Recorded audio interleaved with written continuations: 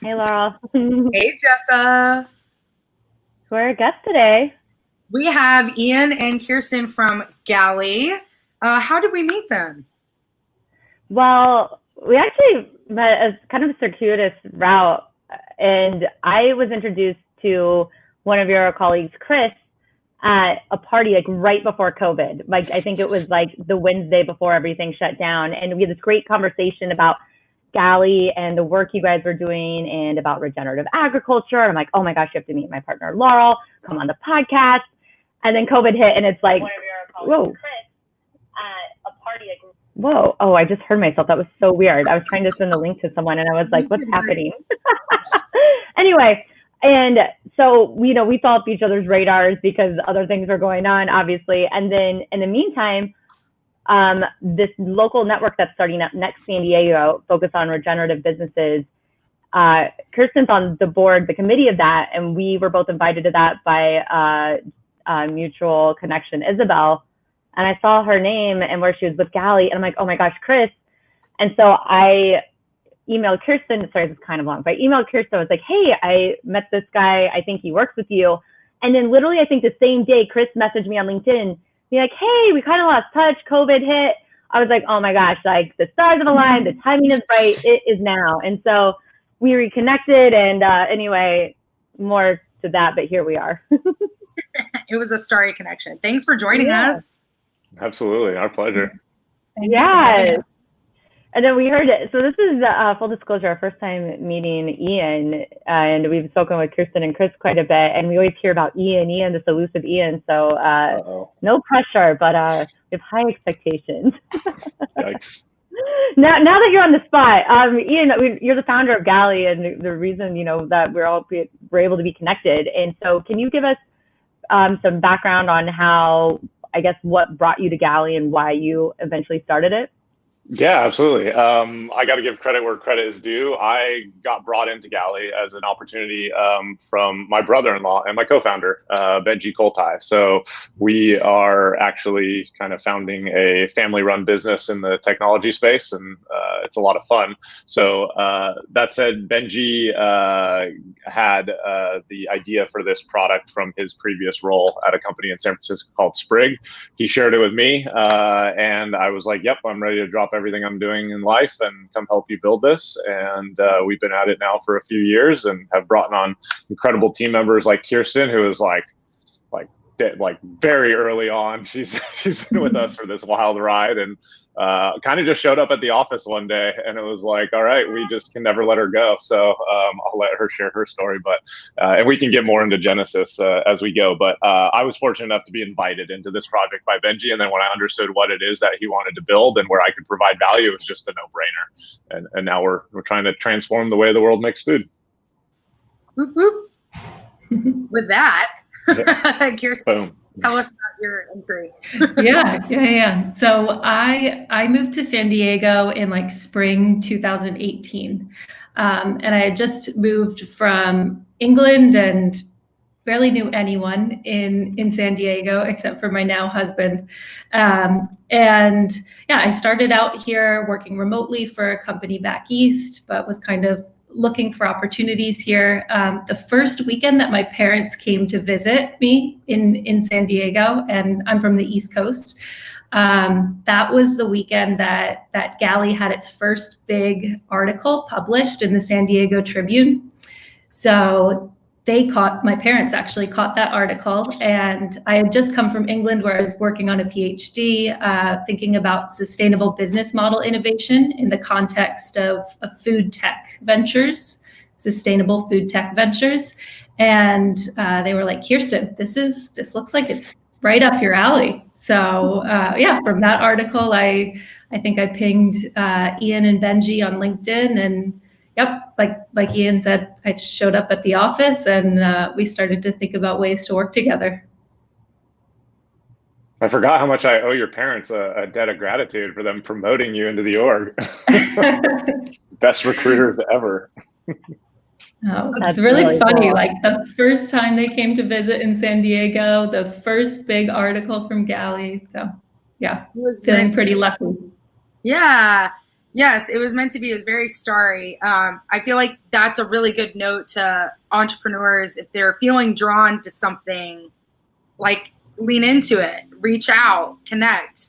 Because if you get in your own way and you don't do it, then you're going to miss the Ian and miss the Benji and miss the opportunity. So, like, go for it. Use LinkedIn. Use the tools that you have to connect with people. That's great. And so, you mentioned you saw the article, and you were pursuing your PhD in sustainability and specifically the food industry. So how does what's Galley's role in society, and how does it align with that vision, Kirsten, that you had for sustainability in the food industry? Yeah, well, what I read there in this article was about a back of house system that could really streamline operations, make things more efficient.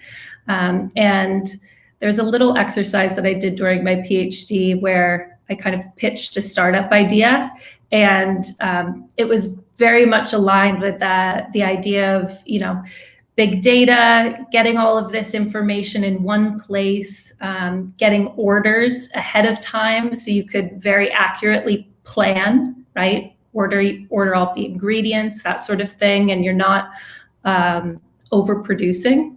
So when I read that article, I saw a lot of that in the Galley product that they were building. And yeah, immediately I thought to this sort of similar idea I had around a system that could help to prevent food waste. And, also when you've got all of this data there, you can really clearly communicate to your customers about what's in the product and everything. And customers being consumers, the end consumer, which I think is key now. Everyone's looking at nutrition labels. Allergens are a big thing. Absolutely. And Ian, you said you were invited to this. So aside from the financials, what was so inviting? The approach, and the vision. I don't think I would say we helped kind of compound this vision together. Benji came with the original idea for the product, and then we just kind of used it to serve as kind of a springboard into kind of the vision that we're carrying for the company today. And that was just to build, just looking at the global, the global food supply chain, and understanding that we believe that there's so much inefficiency in that, from the time that farmers plant the seed to the time that a finished product ends up on someone's plate.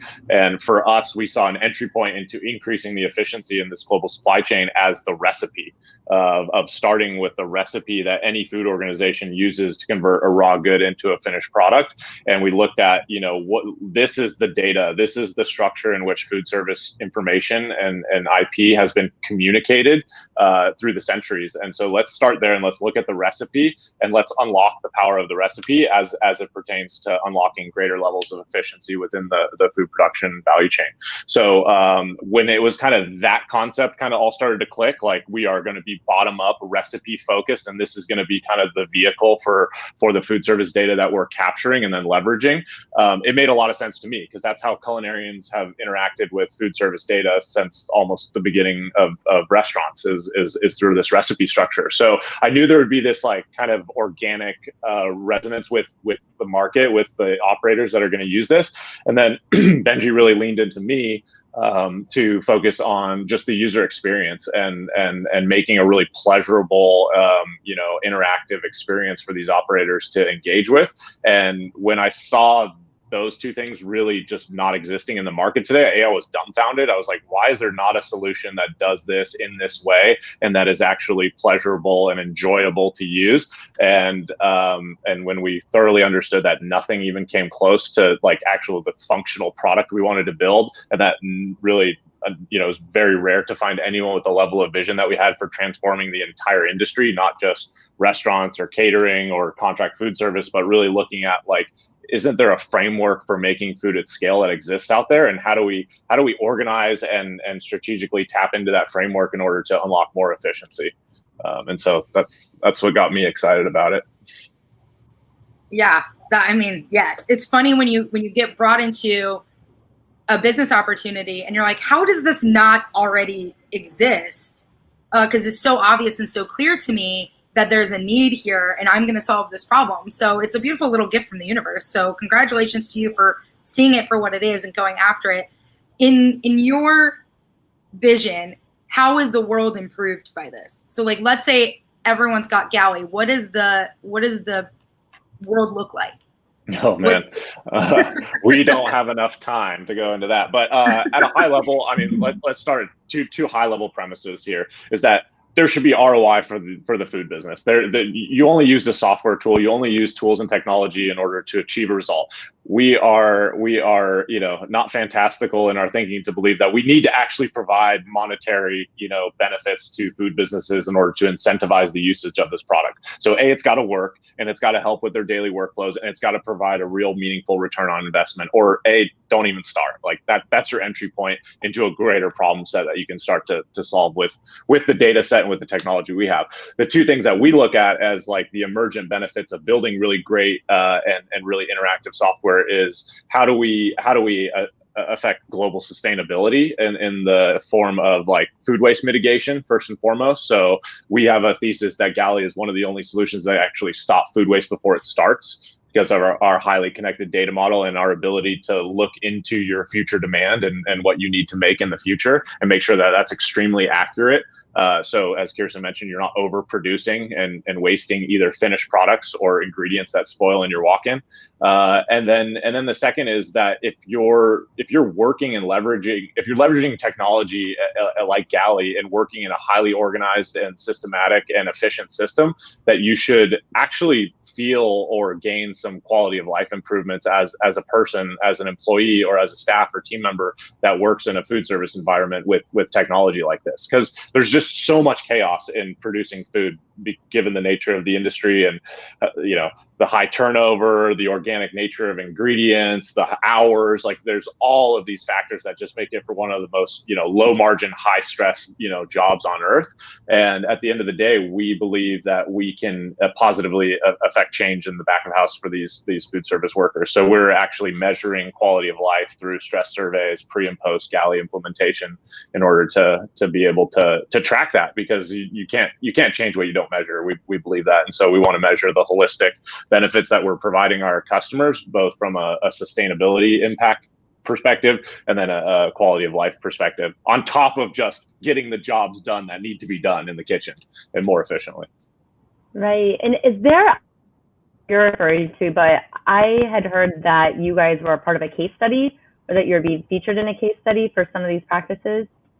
I don't know, is that what you're referring to? And if so, is that something, I don't know if you can talk about it. Yeah, absolutely. So that was the entry point to kind of some greater thinking around this area. And we owe a debt of gratitude to a colleague of ours, Emily Aguirre, who's a Harvard Business School researcher who is writing her dissertation on a group of companies, Galley included, that pursues purpose, profitability and purpose.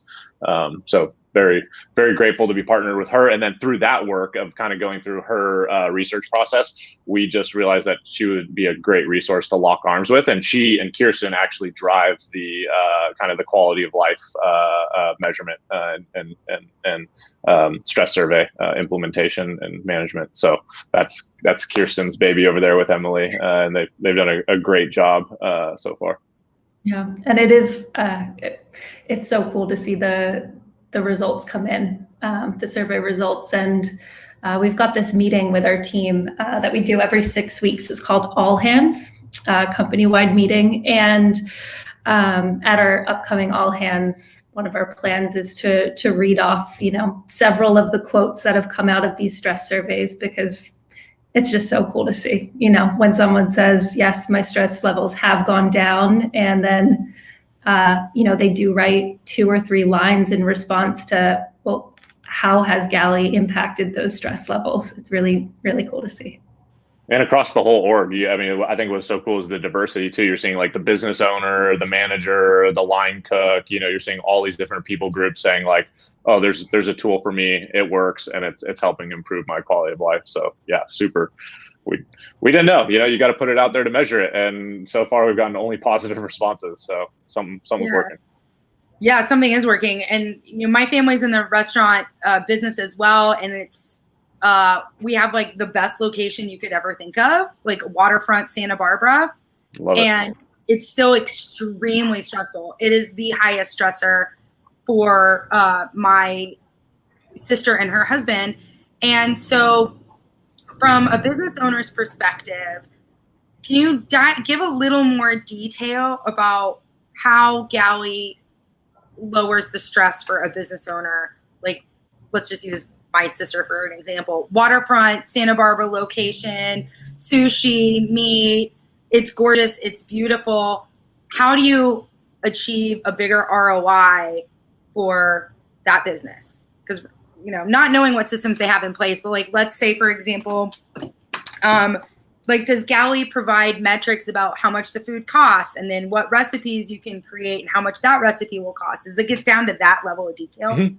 Yeah, exactly. So the stake in the sand that we're driving towards is essentially automated purchasing for the food service industry. So the question of how much of what to buy when is one of the hardest questions to answer in food service today. And it's what leads to a ton of wastage, both in labor and food as well. So when it's not done accurately. And so it's also like a multi-hundred variable equation when you really look at it and dissect it. And so that sort of complexity is in my opinion, always better suited for a computer. So that's what we're doing, is we're asking a computer to run an algorithm to optimize purchasing and to take that burden on. So to answer your question directly, the first and foremost is, as a food business, do you understand your food costs? Like, do you to a granular notion, do you understand how much you're spending and what you should be charging in order to be profitable on your menu offering? And that might sound simple, but it's literally something that 80% of the industry doesn't do. There's statistics floating out there that is like 80% of the food service industry hasn't costed their menu offering in the last 3 years. We even, within our own, customer research, we find it to even be higher. Like, I would push it at upwards of 90%. And so it's one of the only industries on earth that they're, some of the time selling a product that they don't even understand how much it costs. What are they doing?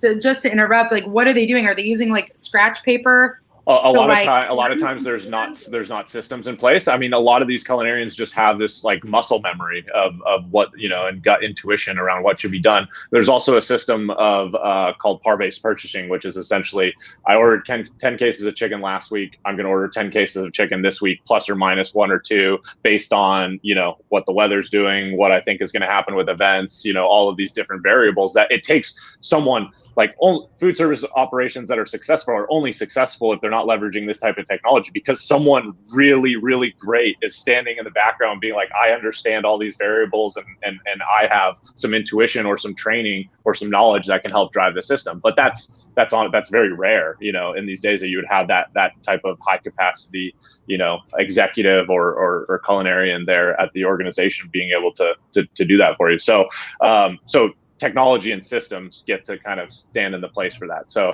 first and foremost, food costing, do you understand your offering? And then are you thinking about like menu engineering and optimization?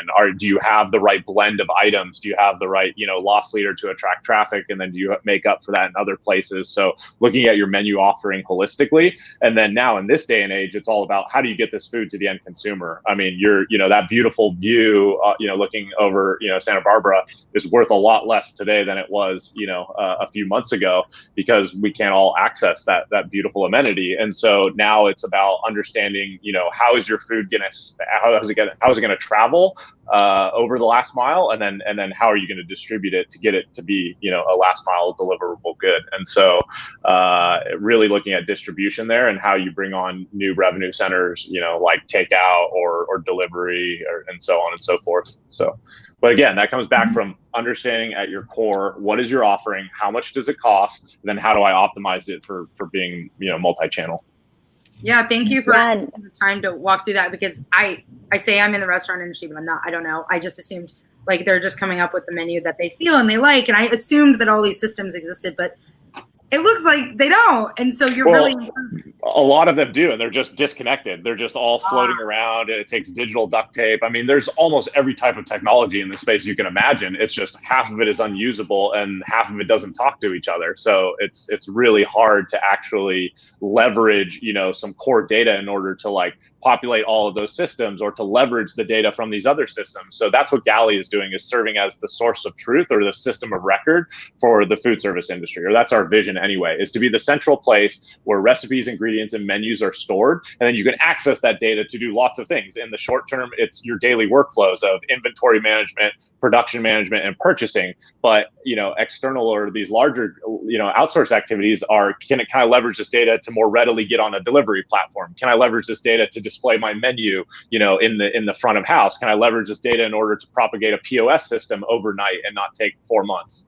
All sorts of these other technologies rely on this core data, and there's no great system of record or source of truth for that. And so food operators, every time they try and bring on some new little piece of technology, they're starting from scratch. So like, okay, I've got to put my recipes or my menus or my ingredients in this piece of technology. I've got to do some other combination over here. This isn't talking to this. And no wonder you're upside down and backwards at the end of the day. And on top of it, you throw delivery on, you got 30, iPads sitting in your front trying to manage, all of these direct order. It's just, there's a lot of reasons that it's chaotic. Yeah. That's and just out. I was just going to add from my experience working. My first year or so at Galley was working in customer success. So working directly with the customer to implement the system and everything. And I really did learn then that it's been difficult for operators to keep their recipes costed, up to date and everything, because one thing that we didn't really talk about here is how they've been cobbling together like spreadsheets upon spreadsheets, and they're not really connected. So if they update the ingredient cost in one place, they're maybe not drawing on that cell.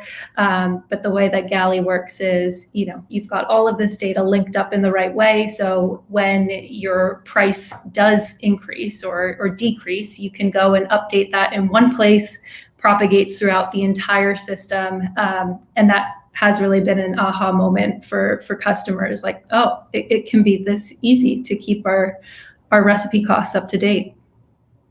Yeah, and I was going to ask, I feel like it's one of those things when you see it implemented and you do a demo, it's easy, but then you're going to an industry where I could see some people are, you're talking about the people who just kind of know instinctively what to order, how much to order, and that's why it works. And so getting people to adopt a new technology that you obviously feel confident they'll love once they start using it, but getting them to adopt that, and then also like training them to use it the right way so it's effective. And I'm just wondering like how you approach that when you're talking to these businesses. Yeah, maybe I'll take on the adoption and Kirsten could take on the training.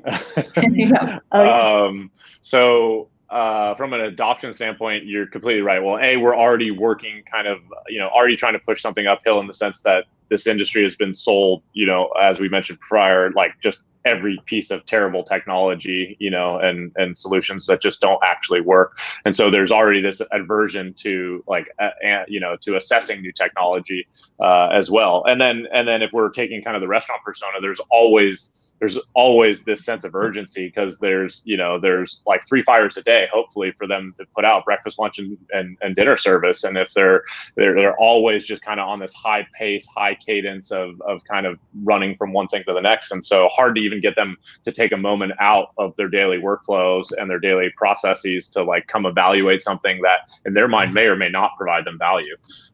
So to get over that, you really have to understand this industry. You really have to, have a deep understanding of hospitality and food service and know how to speak to these customers and know what their pains are and like authentically. And so that's why our team is composed of not just foodies, but culinarians and chefs and nutritionalists and, folks that have worked in kind of all aspects of the food system in order to be more relevant to understand the pain that our customers are dealing with. And then second, it's how does the product support that adoption? So it's got to be a beautiful, easy to use, intuitive tool that makes sense when you just look at it. And so we, like you said, Jeff, we can win customers away from incumbents and other tools by just showing them a screenshot because what we built is so categorically different, at least visually, when you just interact with it. And so that alone just is kind of a breath of fresh air for folks that in this industry have either had to have like a computer science degree or had to play with, something that looks like spreadsheets on steroids, and they don't want to interact with it. And most of that technology just gets brought in by an accounting arm of the food business, and it gets shelved because the culinarians, the folks that actually have the data and need to interact with it daily, don't enjoy using it. So we focused on usability as a way to smooth over that adoption. And then we did really cool things in the product to make the uploading and streamlining of getting that data into the product more efficient. And I can let Kirsten talk a little bit of that. That was her bread and butter for years. Yeah. So in terms of the data migration, right? Our tools have improved a lot over the last year. So, or last 2 years, we've got now the ability to, so if a food service operator, they did have their recipes already written out in Google Docs or something like that, one of the really cool tools that's come out is we call it the bulk uploader, and you copy all of that data into, so it's just a recipe written out, right? You copy that into a text field in Galley, and then that parses the ingredient out, the quantity, the unit of measurement, and it's a really quick way to get a recipe into the system. And then, something that we were running into early on in the product when I joined the team was back in 2018 was duplicate ingredients, right? So Galleys deduplicating ingredients. It's if you type in yellow onion, but you had onion, yellow in the system before, it lets you know, did you mean this ingredient? So there's been a lot of work that's gone into making it a very easy system for people to implement. And then alongside that, there's the training, and we've put a lot of work into our onboarding process. I think that's a differentiator for Galley. So we don't just sign a customer and say, all right, here are the keys to the car, go ahead, get started. I mean, that's not even a good analogy, because it's like, okay, here are the keys to this car that you've never learned how to drive before. Get started. We've got, several calls with the customer. We've got a great kickoff call where we get them oriented with the system. We've got a data validation call where we make sure that, and we do take on onboarding, 50 to 100 of their recipes for them. We make sure that we've understood their recipes when our team has migrated that data into Galley for them. And then from there, there's the training calls. So getting them the training they need to understand how to use the system. And we just actually this week launched our Galley Learning Center. So we used to have a link to a help center, which is a list of FAQs and things like that, articles. Now we've got a learning center where the user can enroll in a course, and it's got mini courses, so definitely bite-sized chunks for them to learn about how to just, at its most basic level, create a recipe, how to use things like categories in Galley. So we're continuing to build out all of the training tools and everything, but I think we've got a pretty good foundation there. That's great. Yeah, I've been in charge of implementing, buying and implementing software at other positions. So I can imagine the struggle, especially with an industry that might be somewhat resistant to even taking on new technology in general, and learning it and using it the right way. So it seems like you guys have reacted and adapted that really quickly and thought through about how to give people the best user experience and really support Galley's mission and purpose of changing the industry. And Kirsten's not bragging enough, because her process takes a matter of days to weeks, not months to years, like a lot of the incumbents in the space as well. So this is what she outlined sounds like, it was really involved, but it's actually a matter of days to weeks for even some of the largest food businesses that we have on the platform, of them getting all of their data in and being acclimated and ready to go. Yeah. That's awesome. And what we see is that, the food service operators who are buying our product, they're excited about it. So, even if it's 3 calls, sometimes we can fit those 3 calls in a week, because they're really excited to get up and running. I love that. That's so good to hear. And with Galley, and something I've been thinking. I would consider myself a foodie, but probably not to the level that you guys are. But I love going out to eat. I order way too much food, and obviously the industry has changed a lot. And so I was wondering, and I'm talking about COVID, but when Galley launched and when COVID started impacting the restaurant industry, what trends did you notice between people who were already using Galley and people who were interested in adapting the Galley technology to optimize their services? Yeah, that's a great question. We saw a couple things happen. First and foremost, we saw a surge in kind of a market that we were already focused on, which is what we call kind of direct consumer food, which incorporates this ghost and virtual kitchen movement. I don't know if you guys are familiar. It's restaurants that don't have a customer facing, brick and mortar presence. They're typically delivery only. And so that trend, had been around for years and years, and we just saw COVID completely accelerate that trend, and it is continuing to. I think Euromonitor put out a study that said that space alone would be $1 trillion business by 2030, given the impacts that COVID has had on it. So massive growth in that segment. And honestly, that's what we saw in the beginning. And then now over the last few, weeks, and I'd say about 45 days, we've seen almost, every other kind of subsegment in food service latch onto this idea of adopting technology to both facilitate their hyper growth that they've experienced because they were already oriented for direct consumer or multi-channel, or they were not, and they need to pivot, adopt, and adapt, I should say, to new opportunities and new revenue streams. And again, they don't have the kind of the elasticity or the flexibility that they need in order to do that. And their technology is a limiting factor there. So they're looking at new retooling kind of in this downturn in order to take advantage of different opportunities. Whereas you have the other folks that don't have the infrastructure to scale to the opportunities. So now we're not just seeing SMBs and mid-market, but we're seeing enterprise, like massive food businesses, really take time to consider their technology infrastructure and how they want to leverage technology in the future, which has been really cool to see.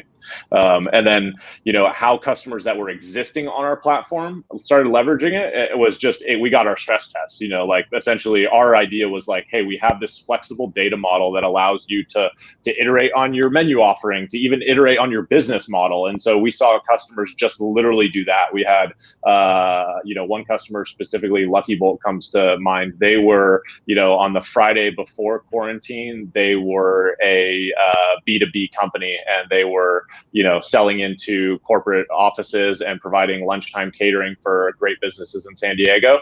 They used Galley to literally over the weekend pivot to a complete B2C company in which they were doing home meal delivery with their own delivery force by the next Monday or Tuesday. I'm talking literally over a weekend.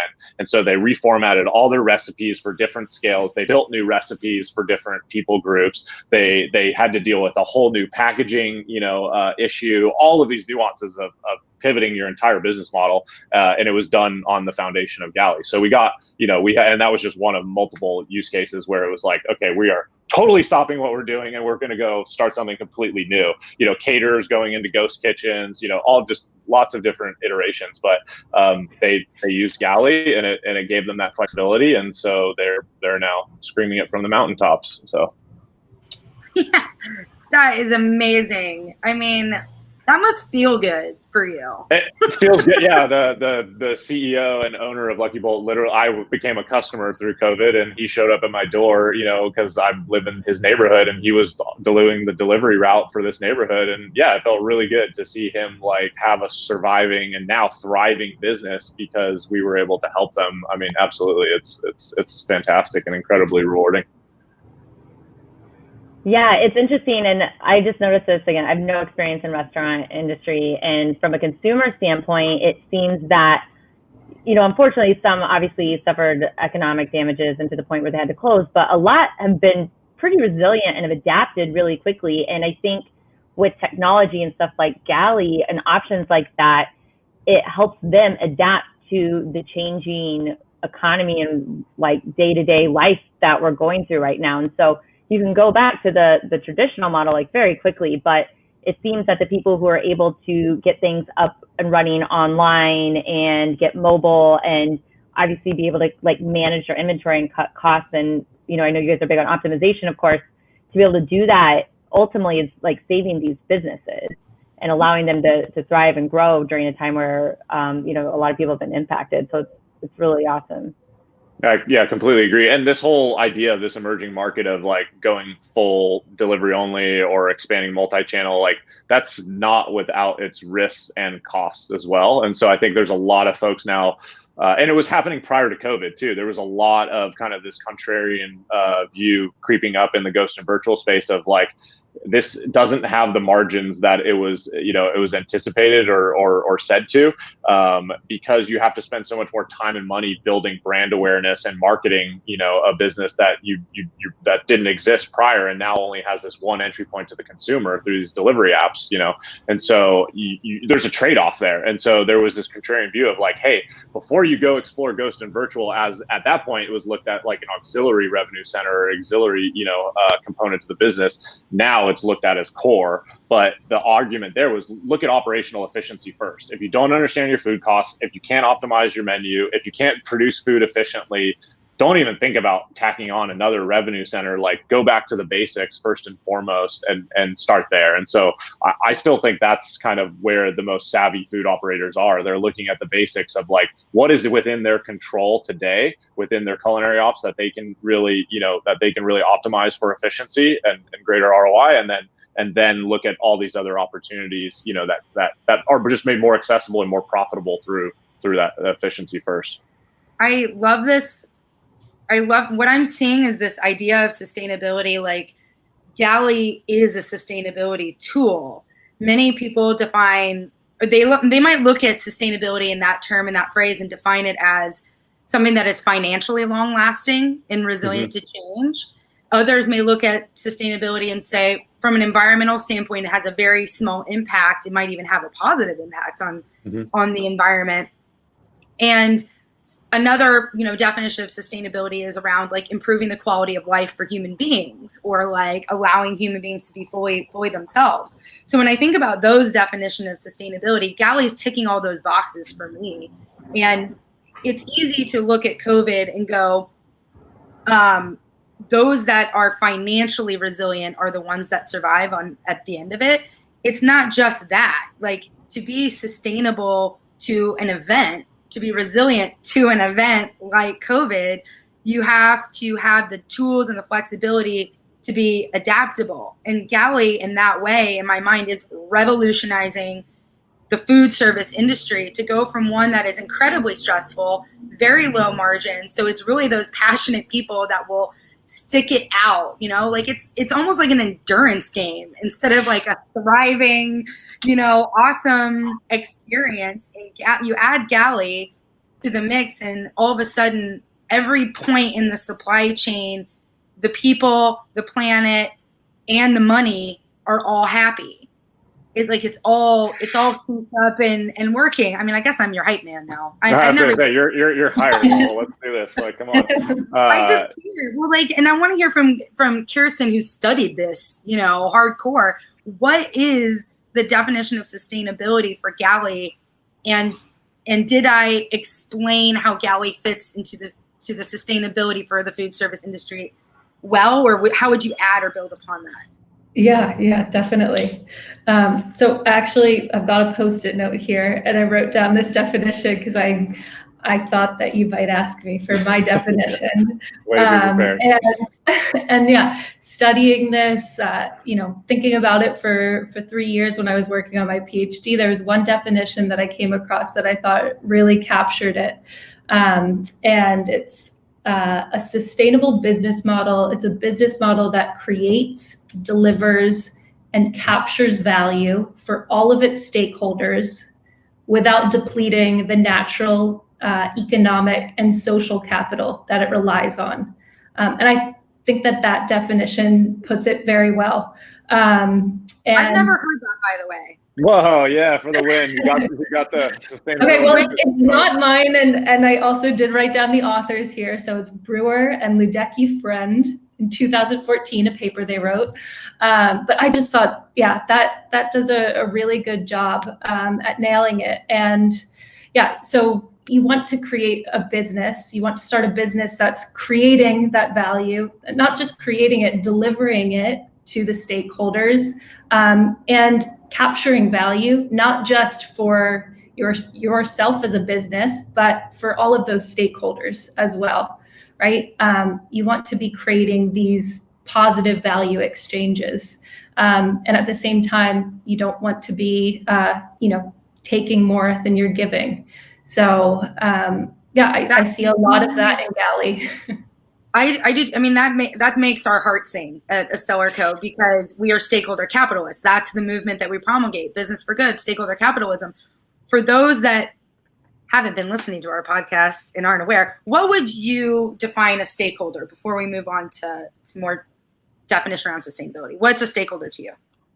To me, a stakeholder is anyone who has an interest in the business. And we think about stakeholders really broadly. So there's a tool that I worked a lot with to collect data, to facilitate workshops during my time at Cambridge working on the PhD.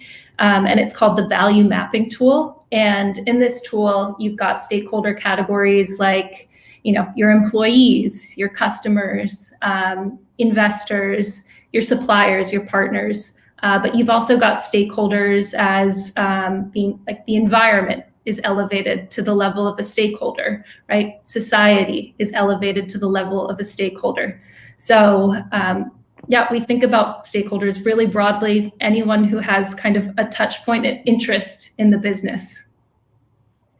And for a business like Galley, you have to think about all of your stakeholders. Otherwise, you're missing a value add. And that is good business. If you just want to make a bunch of profit, that is good business, is to think about all your stakeholders. If you're missing a value add to any point in the chain, then you're missing out on that opportunity for your business itself. And I think that when people discuss stakeholder capitalism in the news, sometimes they're like, oh, it's this hippy dippy democratic, super wonky thing. These businesses, they're not going to make any money. They're sacrificing profit and giving it to everybody else. And it's like, well, how would you defend that argument? Is Galley a profitable business? No, we're venture backed right now, so we're not profitable yet, but we will be. Okay. Well, I mean, if you're venture backed, that means that they see that there's going to be profit. Yeah, we're also not building an infinitely venture backed business. We're designing our business model to achieve profitability. So we're not a bottomless pit of financing. And you know what B Lab says, no margin, no mission. So you have to be a profitable business to be a business for good. And to that end, what does sustainability look like to Galley? Is it corporate social responsibility? Is it B Corp certification? Is it tracking how much waste is reduced? What does that look like to you guys? Yeah, we've, as far as we didn't feel like it was fundamentally necessary to be identified as a B Corp or to, really adopt that framework. It makes kind of we are way more successful in our sustainability mission at scale. And so we felt like there might even be some hindrances to us, like being able to grow rapidly, adopting a B Corp. We felt like actually, because venture can really accelerate the growth of a business, and we identified that, and it's actually, which is really, there's been a few disappointing threads that you've teased out over the last minute here. I'll try to unpack. One is it's disappointing that actually being a B Corp could hinder your investment potential from venture capitalists. So that is, one reason we didn't explore it. But we also thought we could satisfy a lot of the outcomes or objectives of being a B Corp without being a B Corp certified, and that we could leverage, the venture community and their investment ethos in order to accelerate that execution on the similar B Corp values around sustainability and returning to, value to the stakeholders. So we, in our specific case, we want to be, growing quickly, not hyper growth at any cost, but we want to be growing quickly. And we also want to have massive market share, because that furthers our sustainability mission. Because when we get to a certain level of density within the platform, then we start to be able to leverage our data to do a lot more impactful. We get to execute on way more impactful sustainability measures at scale. So we just keep unlocking kind of sustainability initiatives as we grow and scale. And B Corp was just, at the time we were evaluating, just felt like it would actually hold us back from that at some point, which is sad. And then earlier, we were talking about, this stakeholder capitalism, business for good.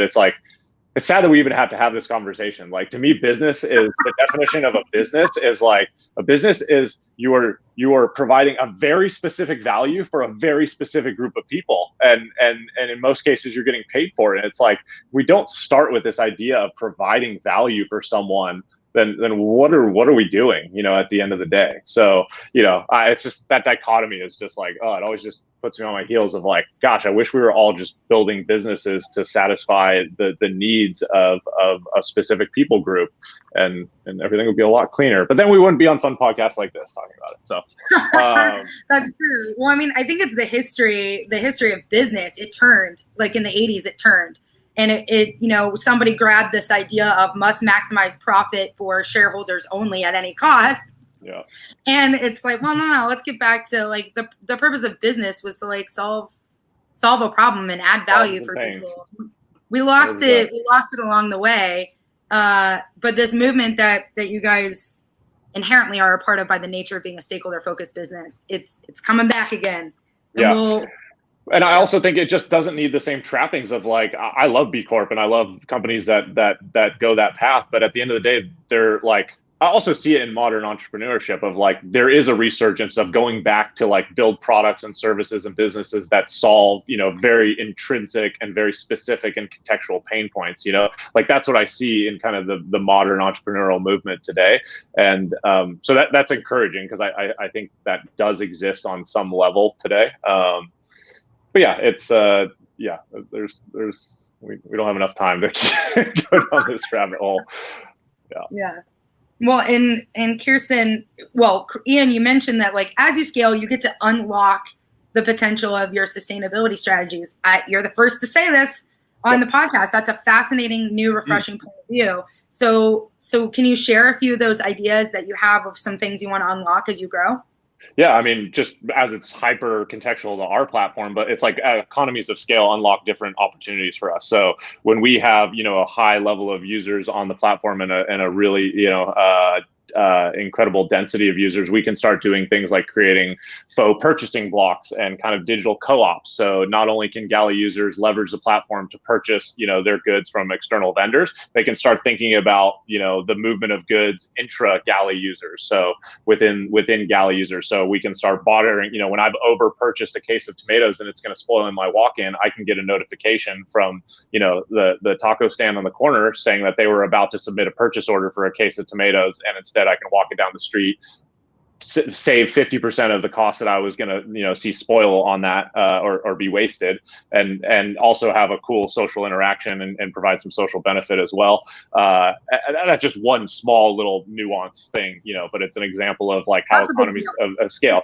Yeah, I mean, you could get into purchasing blocks and understand some of these concepts exist today. It's not we're creating these. It's just we're interconnecting the different tooling and the data model in a way that it supports maximum efficiencies of leveraging these kind of new functionalities. So with purchasing blocks, it's, hey, if there's 12 of us, 12 restaurants on this city block that all serve filet mignon, why aren't we all aggregating our purchasing power and getting a discount on this and increasing the efficiency within the supply chain, because that supplier has less costs associated with now distributing that good to us as a purchasing block, so on and so forth. So it has multiple stakeholder values beyond just the Galley user as well.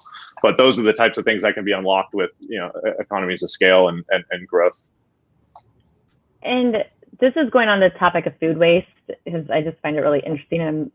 And is Galley, are you guys leveraging, I guess, your pitch or your platform with the new law that passed in California that is, Laurel, you'll know this, I can't remember, but the law is like 2022 or something, that food waste has to be disposed of properly.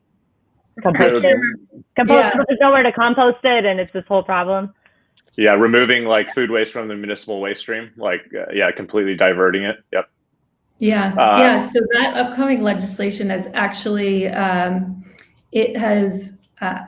My understanding is that's part of the reason that CalRecycle, the state recycling department, has been offering this food waste prevention and rescue grant for a couple years now.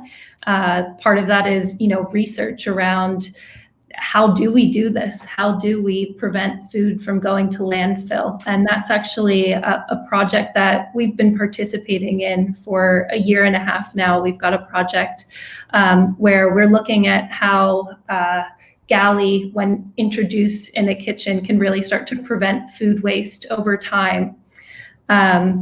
So yeah, my understanding, I don't know too much about the actual policy itself, but I know that everyone's looking to really understand what food service operators should be doing, what are some of the best practices, that sort of thing. Mm-hmm.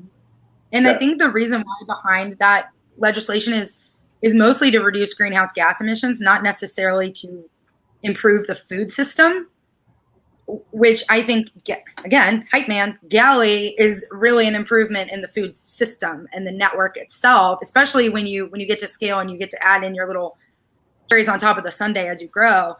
And I, used to work in the greenhouse gas emissions analysis sector for a while. And just for listeners who can't put that in perspective, like California doesn't have any landfill space left. So to the extent that everyone can do their part to divert waste away from the landfill and close that loop, become regenerative, the better for everyone. And so is that idea of a regenerative economy or regenerative agriculture, regenerative food systems, does that idea pop up in your studies, Kirsten, and does that show up in Galley sustainability planning initiatives? In terms of regenerative agriculture, or is that what you mean? Yeah, just the topic of regeneration, regenerative business. Is that something that's popped up in your studies at Cambridge? Is it something that you guys are talking about at Galley in terms of your sustainability planning, or is that kind of a new topic? Yeah, I think like regenerative agriculture, it's always been on my radar. Just looking out for companies that are doing really cool things in this space. Like I know Patagonia, I know Dr. Bronner's, they're big supporters of regenerative agriculture. And I think, one day we could bring that into Galley, in terms of being able to highlight which suppliers are doing these more regenerative practices. I'd agree. That example of like closing the system, like aggregating resources, sharing, oh, my tomatoes are going to be spoiled. You need tomatoes. Here, have the tomatoes. That is like regenerative in itself because it's. I think there's like regenerative business model practices that can be overlaid on top of food service, which is what you're highlighting too. And then I just, when you talk about yes, like there's such cool things happening in regenerative agriculture today, and we have Galley actually. So what we see is like regenerative agriculture is going to interact with the food supply system as it exists today, because we just see it all shrinking down. Like you're going to see more advanced regenerative agriculture just getting close to the point of like accessibility for like actual food producers, like actual restaurants. We see like eventually a future in which like you're contracting your growing for the season, and it's the folks that are focused on regenerative agriculture that are going to have a leg up and going to actually hopefully win this fight at the end of the day.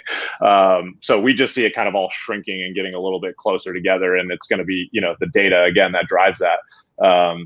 That makes that more accessible, of like understanding, okay, what is your actual demand for asparagus next year, given your planning, and then how do you plug that demand into a regenerative agriculture system? How accessible is that system to you as well? So lots of cool advances there that are technology driven, which is cool because it's been, like food service, kind of one of the last frontiers for technology to penetrate.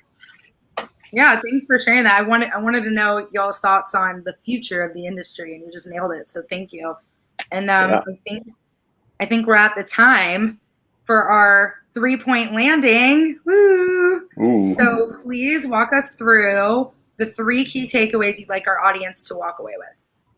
Nice. Well, I'm gonna throw a curveball because one just came to me here, and one it's not necessarily a takeaway, but it's like the thought around how data can be leveraged within food service today is both going to be critically necessary for food service operators in order to understand the data that's driving their decisions around profitability and efficiency. But then I think we're also going to see, consumers now in this direct consumer food world now, they're going to want that same data to have assurances around quality and how that food ends up on their plate. So I think it's just really cool to see how data is going to come forefront because of both of these stakeholder groups and leveraging it for really different ways. So that I think is just a cool takeaway and somewhere that we're going. But that's only happening because there's tons of innovation, tons of collaboration, and tons of entrepreneurship in food service today. And this has been like such an exciting time to be a part of this industry, to see how people have,